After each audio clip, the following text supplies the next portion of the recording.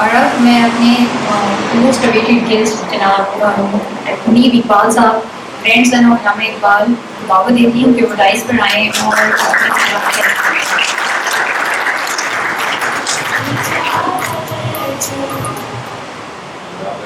Secretary صاحب محترمہ بشیرہ مجید صاحبہ چیئرمین اور میرے عزیز طلباء طالبات السلام علیکم. مجھے ہمیشہ یہاں پہ آ کے بہت خوشی ہوتی ہے اور جس طرح آپ لوگ تو تھوڑے بڑے ہو گئے ہو، میرا سارا بچپن اسی گھر میں گزرا تھا. میں 12 سال کا تھا جب علامہ صاحب کی 7 سالہ یوم ولادت کی تقریبات ہوئی تھی اور حکومت پاکستان میں یہ گھر اکوائر کر کے یہاں پر علامہ صاحب کی یہ میوزیم بنائی تھی. اس میوزیم کے حوالے سے، اس گھر کے حوالے سے پہلی چیز تو میں یہ کہنا چاہوں گا، علامہ صاحب نے اپنی زندگی کے آخری 3 سال اس گھر میں پہلے 3 کمروں میں گزارے تھے اور وہ یہ اس گھر کے اندر بحیثیت کرایہ دار رہے تھے. یہ گھر بنیادی طور پر میری مرحوم دادی نے بنوایا تھا. ان کے علامہ صاحب ساری عمر کرائے کے گھروں میں رہے تھے، کسی جائیداد کے مالک نہیں تھے کبھی بھی. تو میری دادی کو بہت یہ فکر تھی کہ کل کو اگر علامہ صاحب کو کچھ ہو گیا تو میری پھوپھو اور میرے والد تب چھوٹے بچے تھے کہ ان کے پاس کوئی رہنے کی جگہ نہیں ہوگی، کوئی سر پہ چھت نہیں ہوگی. تو انہوں نے جو علامہ صاحب ایک جب علامہ صاحب وکالت کرتے تھے وہ صرف اتنی کیس لیتے تھے اور اتنی فیس لیتے تھے جن سے ان کے مہینے کا خرچہ چل جائے. اس سے زیادہ کیس کوئی آتا تھا سائن وہ کہتا تھا یار کسی اور وکیل کے پاس چلے جاؤ یا اگلے مہینے آ جاؤ. تو میری دادی نے ان جو علامہ صاحب لمیٹڈ یا محدود آمدنی کرتے تھے اس میں سے بھی بچت کر کے پیسے بچائے، اپنے جو ان کی اثاثے تھے وہ فروخت کیے. علامہ صاحب کے والد نے میرے والد کے نام سیالکوٹ میں ایک گھر کیا ہوا تھا، اس کو فروخت کیا، اس سے یہ گھر تعمیر ہوا. اور افسوس کی بات ہے کہ جب یہ گھر مکمل ہوا تو میری دادی جن کی بہت خواہش تھی کہ یہ گھر بنے اور اپنا گھر ہو، وہ اس گھر کے بننے کے 2 یا 3 دن کے بعد ہی وفات پا گئی، اللہ کو پیاری ہوئی. اور میرے والد صاحب میرا خیال ہے تقریباً 10 سال کے تھے. تو اس کے بعد سے یہ گھر میرے والد کے نام منتقل ہو گیا اور علامہ صاحب اس گھر کے پہلے 3 کمروں میں بطور، جیسے میں نے پہلے بتایا، بطور کرایہ دار رہتے تھے. وہ کرایہ نامہ بھی یہاں پر جامع منزل میں موجود ہے. اور اس کے ساتھ میں یہ بھی کہنا چاہوں گا کہ یہاں پر جو تمام علامہ صاحب کی اشیاء ہیں وہ ہم نے کوئی کسی کو فروخت یا حکومت کو فروخت نہیں کی، وہ میرے والد کی اور میری طرف سے حکومت کو ایک مستقل لون کے طور پہ دی گئی ہیں. کیونکہ ہم، میرے والد اور میں، ہم یہ سمجھتے ہیں کہ علامہ صاحب صرف ہماری ملکیت نہیں ہے، وہ آپ سب کی ملکیت ہے. سب کو ان سے ان کی چیزیں دیکھ کر، یہ جگہ دیکھ کر فیض حاصل کرنا چاہیے. اور اس لیے یہ آپ سب کے لیے ہم نے یہاں پر رکھی ہوئی ہیں. تو یوم آزادی کی طرف آتے ہوئے ایک تو یہ بہت مبارک کا موقع ہے، خوشی کا موقع ہے، اوپر دیکھنے کا وقت ہے، آگے دیکھنے کا وقت ہے. یہ ماضی میں جو کچھ بھی ہوا، برا وقت آیا، اچھا وقت آیا، اب آگے ہمیں نئی امید اور نئی امنگ کے ساتھ آگے دیکھنا اور آگے بڑھنے کی ضرورت ہے. جس طرح آج وہ پہلا دن ہو جب ہمیں یوم آزادی کی نعمت جو ہے وہ ملی ہو.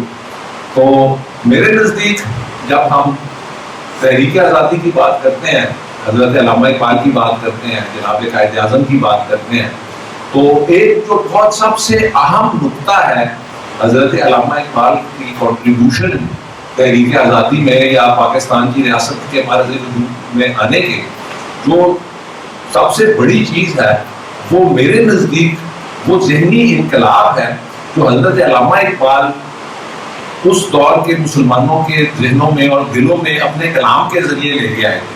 آج اس نقطے کے بارے میں ہم تقریباً ساری چیز کو ہی بھول گئے، تو میں یہی نہیں پتا کہ وہ آزادی کی ساری محرکات کیا تھی، تحریک آزادی کیا تھی، کس طرح، کن مشکلات کے ذریعے ہم نے یہ مملکت حاصل کی تھی.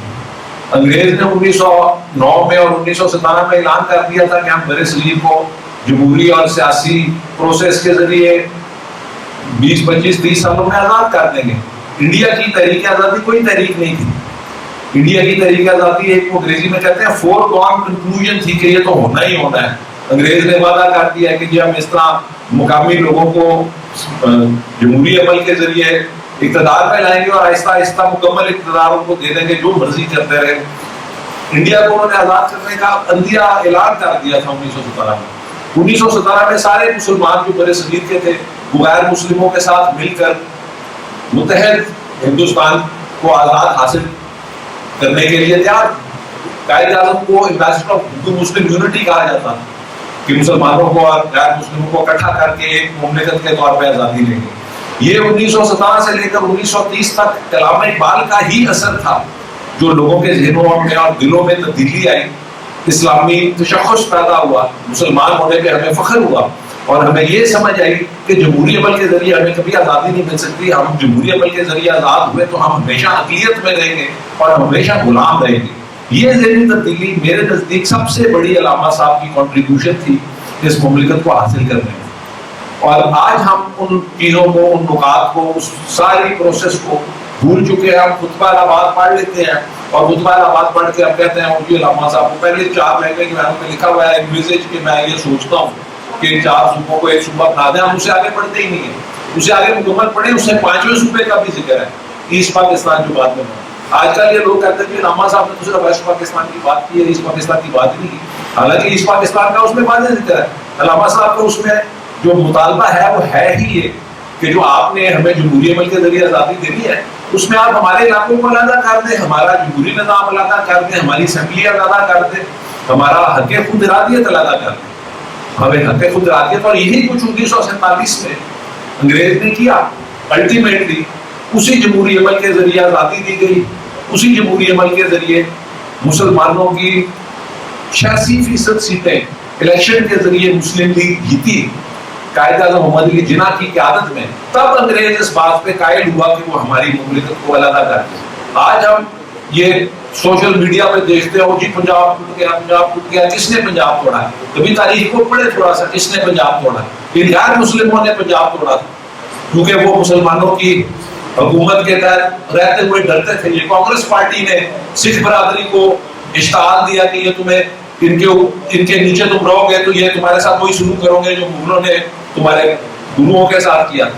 یہ سارا انتشار کانگریس پارٹی نے پھیلایا تھا جس کی وجہ سے پنجاب 2 ٹکڑے ہوا تھا. قائد اعظم کبھی بھی پنجاب کی پارٹیشن نہیں چاہتے تھے, صرف انڈیا کی پارٹیشن چاہتے تھے. قائد اعظم تو یہاں تک تیار تھے کیبنٹ مشن پلان کے تحت کہ ہم ایک طرح کی کنفیڈریشن یا کولیشن بنا لیتے ہیں انڈیا کے ساتھ, علیحدہ اپنی آزادی برقرار رکھتے ہوئے کسی قسم کی یونین بھی رکھ لیتے انڈیا کے ساتھ اور اس طرح بھی رہ لیتے.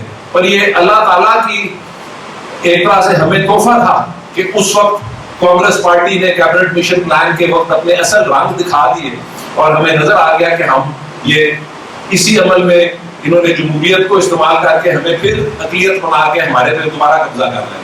تو Quaid Azam cabinet mission plan سے پیچھے ہو کر ہمیں آزاد مملکت مل گئی. اسی طرح اسمبلیوں کے ذریعے ہماری اسمبلیوں نے, صوبائی اسمبلیوں نے قراردادیں پاس کی کہ ہم پاکستان کا حصہ بننا چاہتے ہیں. بنگال, ایسٹ بنگال کی اسمبلی نے قرارداد پاس کی کہ ہم پاکستان کا حصہ بننا چاہتے ہیں. تب یہ مملکت معرض وجود میں آئی. اور جہاں تک حضرت علامہ کا تعلق ہے, جیسا کہ میں پہلے آپ کو بتا چکا ہوں, وہ ذہنی انقلاب جو علامہ صاحب لے کے آئے, جو انہوں نے ساری باتیں اپنے کلام میں کی, وہی باتیں خطبہ الہباد میں انہوں نے ایک طرح سے دوبارہ نثر میں دہرائی ہوئی ہے. مجھے افسوس ہوتا ہے کہ محترمہ وسیلہ صاحبہ کو بھی میں کئی دفعہ یہ کہہ چکا ہوں کہ اقبال اکیڈمی میں پتہ نہیں ساری دنیا کے یہ کس قسم کے لوگ لے آتے ہیں جن کو اس نقطے کا علم ہی نہیں ہے, وہ کسی اور طرف لے جاتے ہیں. علامہ صاحب کو محض ایک شاعر کے طور پہ سمجھتے ہیں, حالانکہ علامہ صاحب نے یہ خود کہا ہوا ہے کہ شاعری جو ہے وہ تو میں ایسے ہی اپنے خیالات لوگوں تک پہنچانے کے لیے استعمال کرتا ہوں, ورنہ میں شاعر ہوں ہی نہیں. علامہ صاحب کی جو سوچ اور فکر تھی اس کی بنیاد پر قائد اعظم نے وہ جو ذہنی انقلاب علامہ صاحب لے کے آئے تھے, اس موومنٹ کو قائد اعظم نے آگے چلا کر جو احساس اور تشخص اور شعور مسلمانوں میں علامہ اقبال نے پیدا کیا, اس کو عملی جامہ پہنا کر ہمیں یہ مملکت حاصل کر کے دی. اسی گھر میں قائد اعظم محمد علی جناح حضرت علامہ اقبال کو ملنے کے لیے آئے تھے. میں وہ کئی دفعہ واقعات دہرا چکا ہوں اور میں ضرور آج پھر آپ کو سناؤں گا. میرے والد تب میرا 11 یا 12 سال کے تھے. قائد اعظم محمد علی جناح اور محترمہ فاطمہ جناح علامہ صاحب سے ملاقات کے لیے آئے. علامہ صاحب نے خصوصی گھر میں اہتمام کیا ان کے لیے, بڑے تیار شیار ہوئے, بیمار تھے علامہ صاحب پر خصوصی طور پہ تیار ہوئے. میرے والد کو انہوں نے کہا کہ قائد اعظم کو جا کے دروازے پہ ریسیو کریں, اندر لے کے ہیں, یہی آپ دیکھ سکتے ہیں وہ کمرے بھی جا کے, بلکہ ان کمروں میں یہ بورڈ بھی آپ کو بلیک بھی لگانا چاہیے. ویسے اس میں جاوید مدین کی ریڈ میں لکھا ہوا ہے کہ یہاں پہ بلیک لگنا چاہیے کہ یہ جاوید اقبال صاحب نے یہ چیزیں لکھی ہیں, وہ آج تک نہیں میرا نام بھی لکھنا چاہیے. تو قائد اعظم نے جو ہے تو میرے والد کو علامہ صاحب نے کہا کہ ان کو جا کے دروازے پہ ریسیو کریں. میرے والد کو آٹوگرافی جمع کرنے کا بہت شوق تھا. تو میرے والد نے پوچھا کہ یہ کون صاحب آ رہے ہیں ان سے میں آٹوگراف لے سکتا ہوں. تو علامہ صاحب نے کہا یہ بہت بڑے مسلمانوں کے لیڈر ہیں جنہوں نے ہمیں بہت کچھ حاصل کر کے دینا, ضرور ان سے آٹوگراف لینا. میرے والد نے کہا ٹھیک ہے. وہ قائد اعظم محمد علی جناح اور محترمہ فاطمہ جناح آئے ہمارے خلیفہ میں, ان کو میرے والد علامہ صاحب کے پاس لے کے آئے. علامہ صاحب اور قائد اعظم جب میرے گفتگو تھے تو میرے والد اپنی آٹوگراف لے کے قائد اعظم کی خدمت میں حاضر ہو گئے. تو قائد اعظم کا ایک بڑا مخصوص اور وہ انداز تھا, آپ نے تصویروں میں اور یہ فلموں وغیرہ میں دیکھا ہوگا. وہ آٹوگراف دیتے ہوئے انہوں نے میرے والد سے پوچھا کہ do you also right poetry, کہ تم بھی شاعری کرتے ہو. میرے والد بڑے شرمیلے اور وہ اس طرح کے تھے اور اتنی باروق شخصیت کے سامنے ویسے بھی وہ ہچکچاہٹ محسوس کر رہے تھے جواب دیتے ہوئے, وہ چپ رہے. تو قائد اعظم نے ان سے پھر پوچھا کہ what are you going to be when you grow up, کہ تم نے بڑے ہو کے کیا بننا ہے. میرے والد پھر مسکراہٹ کے ساتھ خاموش رہے. تو قائد اعظم پھر کچھ جواب نہ ملا. انہوں نے ایک بار پھر ذرا سختی سے پوچھا کہ you don't tell me what are you going to be when you grow up, کہ تم بتاتے نہیں ہو تم نے بڑے ہو کے کیا بننا ہے. میرے والد نے پھر کوئی جواب نہیں دیا. تو قائد اعظم نے اسی طرح علامہ صاحب کو کہا تھوڑی سی خفگی کے انداز میں کہ he does not answer, he does not tell me what he wants to be when he grows up. تو کیونکہ بتاتا نہیں ہے, بولتا نہیں ہے, کہ بتاتا نہیں ہے اس نے بڑے ہو کے کیا کرنا ہے. تو علامہ صاحب نے اسی لہجے میں قائد اعظم کو جواب دیا, he will not answer, he is waiting for you to tell him what he has to do. کہ یہ ہرگز جواب نہیں دے گا کہ آپ کے حکم کا انتظار کر رہا ہے. میرے نزدیک حضرت علامہ اقبال اور جناب حضرت قائد اعظم محمد علی جناح ریاست پاکستان, اس وقت تو ریاست کا نام نہیں رکھا گیا تھا, ریاست پاکستان نام جو تھا یہ علامہ کی وفات کے بہت بعد چنا گیا تھا. اس کا بھی ایک تاریخی پس منظر ہے, وہ اس کی کسی اور وقت میں گفتگو کروں گا.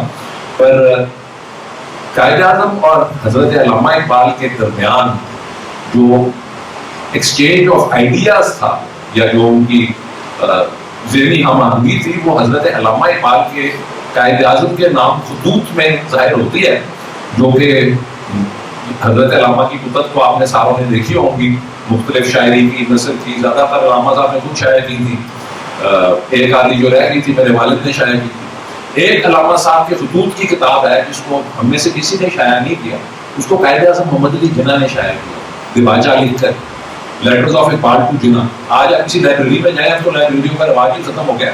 ادھر ایک ببلیوگرافیکل انڈیکس ہوتا تھا جس میں آتھر کے نام سے کتابوں کی لسٹ ہوتی.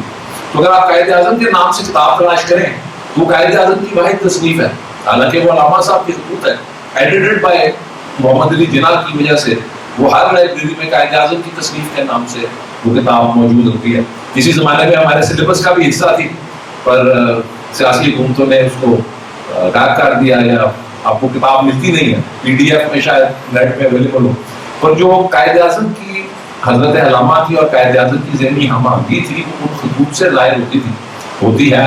اور ان خطوط کی سب سے بڑی بات جو میرے نزدیک ہے وہ یہ ہے کہ قائد اعظم اگر ان باتوں سے اتفاق نہ کرتے تو وہ کبھی بھی ان خطوط کو شائع نہ کرتے. انہوں نے دیباچہ لکھ کے ان خطوط کو شائع کیا, اور دیباچے میں یہ لکھا ہے کہ اگرچہ میں شروع سے ہی علامہ صاحب کی باتوں کا قائل تھا اور بہت ان کی عزت کرتا تھا, پر آخر میں بھی اسی نتیجے میں پہنچا ہوں کہ جو کچھ وہ فرماتے ہیں اسی میں ہماری بہتری اور بطور مسلم قوم ہماری بقا ہے.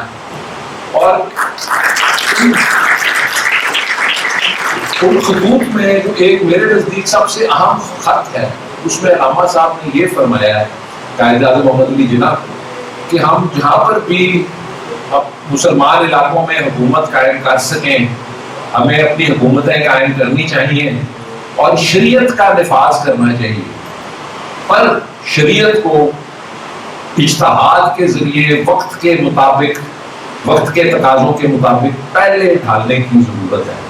آج یہ مولانا حضرات گفتگو کرتے ہیں کہ جی علامہ صاحب نے تو کہا تھا شریعت کا نفاذ کرو، اجتہاد کو کی جاتے ہیں، حالانکہ اس میں ایمفسس ہی اجتہاد کے اوپر ہے۔ اور دوسری اہم بات جو علامہ صاحب نے اس خط میں لکھی ہوئی ہے وہ انہوں نے قائد اعظم کو نہرو کے، پنڈت جواہر لال نہرو کے حوالے سے لکھا ہوا ہے کہ پنڈت جواہر لال نہرو نے اعلان کیا کہ انڈیا کے اندر اگر جب آزاد ہوگا تو وہ سوشلزم اور سوشلسٹ ڈیموکریسی کو نافذ کرے گا۔ تو علامہ صاحب نے قائد اعظم کو لکھا کہ یہ سوشلسٹ یا سوشل ڈیموکریسی جو ہے، انہوں نے سوشل ڈیموکریسی کا لفظ استعمال کیا کہ یہ جو سوشل ڈیموکریسی ہے یہ برہمنزم کے ساتھ یا ہندو کاسٹ سسٹم کے ساتھ نہیں چل سکتی، کیونکہ اس میں مختلف کیٹیگریز ہوتی ہیں، یہ اونچے ہیں، یہ نیچے ہیں، یہ چھوٹ ہیں، یہ ان کے ساتھ نہیں چل سکتی۔ پر اگر سوشل ڈیموکریسی کو اسلامی اصولوں اور ضابطوں کے مطابق ڈھالا جائے تو یہ اسلام میں کوئی نیا انقلاب لانا نہیں ہوگا، یہ اسلام کی اصل روح کی طرف واپس جانا ہوگا۔ آج یہ مولانا آزاد آ جاتے ہیں، وہ یہ علامہ صاحب تو ایک ہی جمہوریت کے خلاف سن، اور کوئی چیزوں کی سمجھ ہی نہیں ہے کہ یہ جو علامہ صاحب کا سارا خطبہ الہ آباد کا اور جو ساری علیحدہ تحریک کا جو کانسیپٹ تھا، علیحدہ ریاست کا مطالبہ تھا، اس کی بنیاد ہی جمہوریت تھی کہ ہمیں جمہوری نظام میں اگر متحد ہندوستان کو آزادی دی گئی تو ہم اس میں ہمیشہ جمہوری نظام میں اقلیت رہیں گے، ہم کبھی اپنے حقوق کو خود حاصل نہیں کر سکیں گے، ہمیں اپنے حقوق اپنی چھوٹی سے چھوٹی چیز کے لیے کسی غیر مسلم سے جا کے التجا کرنی پڑے گی۔ یہ بنیاد تھی، کوئی مذہبی عداوت یا ہیٹرڈ یا بگیٹری نہیں تھی۔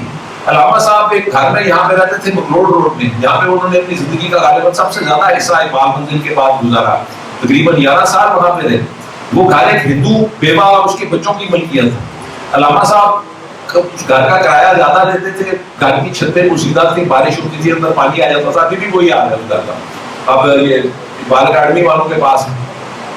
علامہ صاحب اس گھر کو خالی نہیں کرتے تھے، ان کے دوست احباب کہتے تھے جی گھر کی خستہ حالت ہے، کرایہ بہت زیادہ ہے، اس کو خالی کر کے کہیں اور چلے جائیں۔ علامہ صاحب کہتے تھے یار میں خالی کر کے کہیں اور چلا گیا تو یہ بیوہ اور بچوں کی جو روزی روٹی ہے وہ ساری خراب ہو جائے گی، وہ کہاں سے گزارا کریں گے۔ علامہ صاحب جب جاوید منزل بنی انہوں نے وہ گھر خالی کیا تو انہوں نے کوئی اور کرایہ دار اس کو لے کے دیا، پھر وہ جاوید منزل منتقل ہوئے۔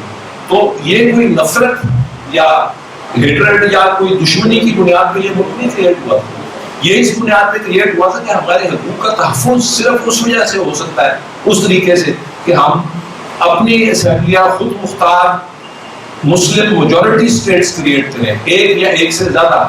یہ تو علامہ صاحب کا کانسیپٹ جو تھا اس میں ایسٹ پاکستان اور ویسٹ پاکستان زیادہ ہم لوگ بھی مان سکتے تھے، پر وہ جو جذبہ تھا علامہ صاحب کے کلام کا اور قائد اعظم کی کاوشوں کا وہ اتنا اسٹرانگ تھا کہ ایسٹ پاکستان والوں نے، حالانکہ ان کی سب سے زیادہ مسلمان سیٹیں تھیں، تب الیکشن میں مسلمانوں کو ووٹ ڈالتے تھے، غیر مسلموں کو ووٹ ڈالتے تھے، ان کی سب سے زیادہ مسلم سیٹیں تھیں، اور انہوں نے یہ قرارداد پاس کی کہ ہم نے علیحدہ آزاد نہیں ہونا، ہم نے پاکستان کا حصہ بننا ہے۔ اور میں تو یہی سمجھتا ہوں کہ ہم نے ان کو دھکیل کے پرے کیا ہے، ورنہ وہ آج بھی ہمارے ساتھ ہوتے۔ تو بار کیا جاوید منزل کی طرف واپس آتے ہوئے قائد اعظم کی ملاقات کے کچھ عرصے کے بعد پنڈت جواہر لال نہرو بھی ادھر آئے علامہ صاحب کو ملنے کے لیے، آدھی چھٹی بعد میں تو علامہ صاحب کو ملے، پنڈت جواہر لال نہرو بھی آئے تھے۔ تو جب ان کو پتہ چلا نہرو کو کہ علامہ صاحب کو قائد اعظم ملنے آئے ہیں تو وہ بھی آ گئے، انہوں نے کہا جی علامہ صاحب قائد اعظم کے پنڈت جواہر لال نہرو کے ساتھ ان کے کوئی مسلمان یہاں کانگریس کے لیڈر بھی تھے لاہور کے، تو وہ آئے، پنڈت نہرو آگے کو آتے ہی زمین پہ بیٹھ گئے۔ انہوں نے کہا جی علامہ صاحب آپ بہت اونچی شخصیت ہیں، میں آپ کے ساتھ ایک لیول پہ نہیں بیٹھ سکتا، میں زمین پہ بیٹھوں گا۔ علامہ صاحب بیمار تھے، بستر میں تھے، تو ان کے مہمانوں کو بھی ساتھ بھی تھے، وہ زمین پہ بیٹھنا پڑا۔ تو نہرو کے ساتھی نے علامہ صاحب کو باتوں باتوں میں نہرو کی شرح پہ پوچھا کہ علامہ صاحب یہ جناح صاحب کون ہیں، آپ خود کیوں نہیں مسلمانوں کی قیادت سنبھالتے، آپ اتنے بڑے لیڈر ہیں، ساری دنیا آپ کو جانتی ہے، یہ ہے وہ ہے ایسا۔ تو علامہ صاحب اس بات پہ بہت ناراض ہوئے، وہ آگے سے انہوں نے کہا آپ کا خیال ہے مجھے آپ کی مکارانہ چالوں کا علم نہیں، میں جو کچھ بھی ہوں میں محمد علی جناح کا ایک معمولی سپاہی ہوں. آپ نے جو بھی پاکستان جانا تھا تو یہ واقعہ ہو گیا. نہرو وغیرہ چلے گئے, پاکستان بن گیا. جو پنڈت نہرو کے مسلمان ساتھی تھے جو ان کے ساتھ آئے تھے, یہ بات جب اخباروں میں پاکستان بننے کے بعد شائع ہوئی تو وہ جو صاحب تھے جو نہرو کے ساتھ آئے تھے وہ تب تک مسلم لیگ میں شامل ہو کر یہاں پر وفاقی یا صوبائی وزیر بن گئے. ایک اخبار کے مالک تھے, انہوں نے جواب میں اخبار میں لکھا کہ یہ تو واقعہ ہوا ہی نہیں کبھی, ہم گئے ہم نے حال پوچھا اور واپس آئے. اور حالانکہ یہ علامہ صاحب نے خود واقعہ میرے والد کو اور سارے لوگوں کو سنایا تھا کہ یار دیکھو کس طرح کے لوگ ہیں, آگے پیچھے پنڈت نہرو کے ساتھیوں نے یہ بات کی. تو بات کیا, میرے پاس آنت نہیں ہے, میں پڑھا نہیں ہے, پر میں دو مختصر باتیں کر کے آپ سے اجازت چاہوں گا. پہلے تو میں یہ ضرور کہنا چاہوں گا, محترمہ نے جو بات کی شاہین کی, تو میرے نزدیک ایک تو شاہین کبھی پرواز سے تھک کر نہیں گرتا, کردہ میں اگر تو نہیں استاد. یہ شاہین کا جو کانسیپٹ ہے یہ کوئی جینڈر اسپیسیفک نہیں ہے, یہ صرف لڑکوں یا آدمیوں کے لیے نہیں ہے, یہ خواتین کے لیے بھی اتنا ہی ہے آپ سب کے لیے جتنا یہ باقی مرد حضرات کے لیے. علامہ صاحب کے جو یہ سارے کانسیپٹس ہیں یہ جینڈر اسپیسیفک نہیں ہے, یہ سب خواتین و حضرات دونوں کے لیے اپلائی ہوتے ہیں. علامہ صاحب کا وہ ایک شعر ہے, افراد کے ہاتھوں میں ہے قوام کی تقدیر, ہر فرد ہے ملت کے مقدر کا ستارہ. تو فرد جو ہے اس میں خواتین و حضرات دونوں شامل ہیں. اگر علامہ صاحب کا اشارہ صرف مرد حضرات پہ ہوتا تو وہ لکھتے ہر مرد ہے ملت کے مقدر کا ستارہ, ہر فرد نہ لکھتے. اور دوسری بات آخر میں یہی کہوں گا کہ قائد اعظم کو بھی جس طرح ہم آج علامہ صاحب کو نہیں سمجھ سکتے, میرے نزدیک ہم اسی طرح قائد اعظم کی تعلیمات, قائد اعظم کی ویژن, قائد اعظم کی سوچ اور جس طرح کا پاکستان قائد اعظم چاہتے تھے ہم اس کو بھی نہیں سمجھ پا رہے, ہم اس کو بھی بلا چکے ہیں. قائد اعظم محمد علی جناح نے جتنی بھی تقاریر کی ہیں 1944 اور 1947 میں, آپ اگر کبھی ان کو پڑھیں تو انہوں نے وہی بات کی ہے جو علامہ صاحب نے ان خطوط میں کی تھی کہ ہم ایک مسلم اکثریتی ریاست حاصل کر رہے ہیں جس میں ہم شریعت کا نفاذ کریں گے. قائد اعظم سے امریکن ٹیلی ویژن والوں نے پوچھا کہ یہ پاکستان کا مستقبل کا جو نظام ہے یا دستور ہے وہ کس طرح کا ہوگا. قائد اعظم نے فرمایا یہ میرا کام نہیں ہے کہ میں اس مملکت کا دستور بناؤں, یہ عوامی نمائندوں کا کام ہے کہ وہ دستور بنائے. پر مجھے یقین ہے کہ جو بھی اس ملک کا دستور بنے گا اس کی بنیاد شریعت اور اسلامی قوانین ہو. اور اسی طرح آپ تو بھی چھوٹے ہیں, آپ ذرا بڑے ہوں گے تو آپ پڑھیں گے کہ وہ قائد اعظم کی 11 اگست کی تقریر کے بارے میں لوگ بہت باتیں کرتے ہیں کہ جی قائد اعظم نے 11 اگست کی تقریر میں کہا کہ ہم سیکولر پاکستان بنائیں گے. یہ تاثر بالکل غلط ہے. اگر آپ کو مکمل تقریر پڑھے 3.5 صفحے کی تقریر ہے, اس میں قائد اعظم کی جو مین گفتگو ہے اس کا تھرسٹ بھی کرپشن, نیپوٹزم, بلیک مارکیٹنگ, جابری, اس قسم کی چیزوں پہ ہے, گربا پروری, بلیک مارکیٹنگ, یہ جو ساری انگریزی کی اصطلاحات ہیں, انگریزی کی تقریر تھی. 11 اگست کی بھی قائد اعظم کی فلم بدی تقریر تھی. اس میں قائد اعظم کی تقریر سے پہلے کانگریس پارٹی کا ایک رکن تھا جو کہ اسمبلی میں اسمبلی میں الیکٹ ہوا. اس نے قائد اعظم کو مبارکباد دیتے ہوئے تقریر میں کہا کہ جی آپ آج سیکولر اسٹیٹ کا اعلان کریں, ہمیں اپنے مندروں میں اپنے مذہب کو کی وہ چیز کرنے سے ڈر لگتا ہے, مندروں میں جانے سے ڈر لگتا ہے, عبادت کرنے سے ڈر لگتا ہے. قائد اعظم نے اپنی تقریر کے جواب میں کے دوران اس بات کا جواب دیا ہوا ہے. انہوں نے سیکولر اسٹیٹ کا اعلان نہیں کیا, انہوں نے یہی کہا کہ تم آزاد ہو, تم جاؤ اپنے مندروں میں, جاؤ مسجدوں میں, جاؤ گرجوں میں, اس کا کوئی ریاست کے ساتھ تعلق نہیں ہے. تو اس کو آپ کہہ دیتے ہیں کہ قائد اعظم نے سیکولر اسٹیٹ مانگا تھا, یہ بالکل غلط ہے, اس میں کوئی حقیقت نہیں ہے. اسی طرح جو اگلا حصہ اسی تقریر کا ہے اس میں قائد اعظم نے نیشنل یونٹی کی بات کی ہے. اس کو کہتے ہیں کہ جی یہ اس کا مطلب ہے, قائد اعظم نے کہا ہے کہ جی ایک دن مسلمان نہیں ہوں گے, ہندو نہیں ہوں گے, سکھ نہیں ہوں گے. تو قائد اعظم نے وہ نیشنل یونٹی کے حوالے سے بات کی ہے, اس حوالے سے بات نہیں کی کہ سیکولر اسٹیٹ ہو. اور آخر میں 11 اگست کی تقریر کی تو میں نے بات کرنی ہے, کبھی قائد اعظم کی 14 اگست کی تقریر بھی پڑھ لی. اہنسا اسمبلی میں ماؤنٹ بیٹن نے قائد اعظم کو جب مبارکباد دی کہ آپ کو ہم آزاد کر رہے ہیں, یہاں پہ ساری انتقال اقتدار کی کاروائی جو تھی وہ 14 اگست کو مکمل ہو گئی تھی. 14 اگست کی رات کو 12 بجے ہمیں آزادی ملی تھی. آج یہ کہتا ہے کہ نہیں جی ہم تو 15 اگست رات آزاد ہوئے تھے, ہم رات کو 12 بجے آزاد ہو گئے تھے 14 اگست کو, چاہے ہم 14 منائے چاہے 15 منائے, ایک ہی بات ہے. پر نہرو نے اپنی تقریر میں اکبر بادشاہ کی مثال دی تھی اور کہا تھا کہ اس کی تاریخ میں مثال نہیں ملتی جس طرح کی مذہبی رواداری اور غیر مسلموں سے اچھے سلوک کا مظاہرہ اکبر نے کیا اور ہمیں اس کو فالو کرنا چاہیے. تو قائد اعظم نے اپنی تقریر میں ماؤنٹ بیٹن کا جواب دیا. انہوں نے فرمایا کہ یہ اکبر بادشاہ کی جو رواداری مذہبی رواداری تھی اور غیر مسلموں سے اچھا سلوک تھا یہ دین اسلام میں کوئی نئی بات نہیں ہے. اس طرح کی چیزوں کی بنیاد حضور صلی اللہ علیہ وسلم نے 1300 سال پہلے رکھی تھی جب انہوں نے عیسائیوں کو اور یہودیوں کو فتح کیا تھا اور جب وہ مفتو تھے ان کی قید میں تھے تو حضور صلی اللہ علیہ وسلم نے ان سے احسن سلوک کیا تھا, ان کو اپنی عبادت کی اور اپنی مذہب کی پیروی کی مکمل اجازت دی تھی اور ہم بھی پاکستان میں آئندہ مستقبل میں اس طرح کریں گے. تو وہ ایگزامپل 14 اگست کی تقریر کا ایگزامپل آپ یاد نہیں کرتے ہیں, آپ 11 اگست کی تقریر کے 2 حصوں کو گول گول کر کے مسل کر کے قائد اعظم کی سیکولر اسٹیٹ کا ویژن بنا دیتے ہیں. تو یہ درست نہیں ہے. اپنے قائد اعظم اور محمد علی جناح کی سوچ اور فکر کو اچھی طرح سے سمجھیں, اس پہ عمل کریں, اس طرح کا پاکستان بنائیں جس طرح وہ چاہتے تھے.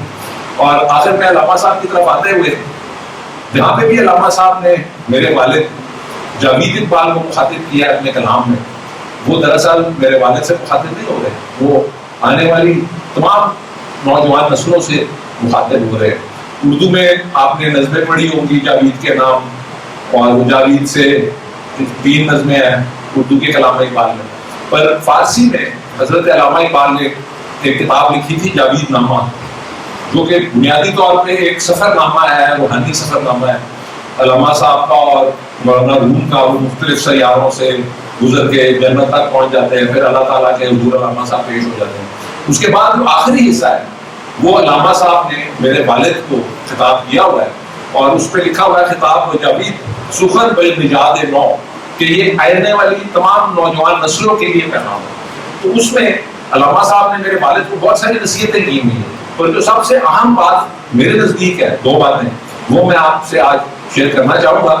پہلی بات تو یہ میرے والد کو علامہ صاحب نے اس میں فرمایا ہے کہ اگر کسی زندگی میں کسی چیز کو تم بہت زیادہ چاہتے ہو اور وہ تمہیں نہ مل سکے تو بالکل مایوس مت ہونا, ہو سکتا ہے اللہ تعالیٰ نے اسے بہت بہتر چیز تمہارے لیے بچا کے رکھی ہو جو کہ تمہاری منتظر ہے. تو کبھی مایوس اور نا امید نہ ہو. علامہ صاحب فرماتے تھے نا امیدی زوال علم و عرفان ہے, امید مرد مومن ہے خدا کے رازدانوں میں, اور یہ مرد مومن میں خواتین بھی شامل ہے. اور اسی طرح اگلا شعر جو ہے نہیں تیرا نشیمت کسر سلطانی کے گنبد پر تو شاہی ہے بسیرا کر پہاڑوں کی چٹانوں میں. سارا پاکستان اس شعر کو پہاڑوں کی چٹانوں پر پڑھ دیتا ہے, جو درست نہیں ہے. تو اسی سخن بالنجاد نو کے آخر میں میرے والد کو جو پیغام علامہ صاحب نے دیا ہے وہ اس میں فرماتے ہیں کہ میں قبر میں بھی تمہارے لیے دعا گو رہوں گا. اور یہ جو علامہ صاحب کا جملہ ہے یہ صرف میرے والد کے لیے نہیں ہے, یہ آپ سب کے لیے اور ریاست پاکستان کے لیے. علامہ صاحب قیامت کے دن تک اپنی قبر میں آپ سب کے لیے اور ریاست پاکستان اور عالم اسلام کے لیے ہمیشہ دعا گو رہیں گے.